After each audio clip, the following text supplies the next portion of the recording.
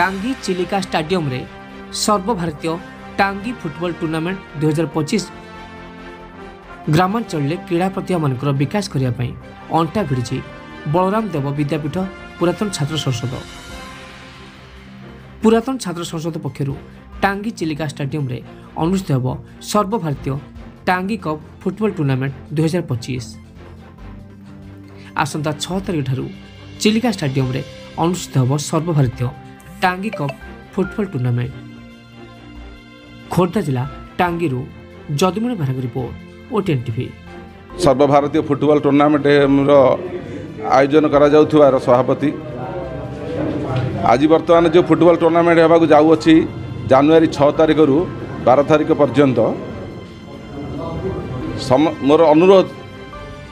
श्रृंखलार सहित किपरि यह टूर्नामेंट परिचालना करा जिवो सहित सब वर्ष यह टूर्नामेंट किपरि टांगी अंचल हेब से कार्यक्रम समस्तंकर सहयोग साहाय्य मोर कामना करुअछि। विजय कुमार राउत उपदेष्टा फुटबॉल टूर्नामेंट कमिटी चलित वर्ष जनवरी 6 तारिख ठारू 12 तारिख पर्यंत 7 दिन धरी ए टांगी सदर महकुमा चिलिका स्टाडियम ठारे पुरातन छात्र संसद आनुकूल्य रे ए सर्वभारतीय टांगी कप फुटबॉल टूर्नामेंट आयोजित होगापाई समस्त प्रस्तुति कार्य चली एवं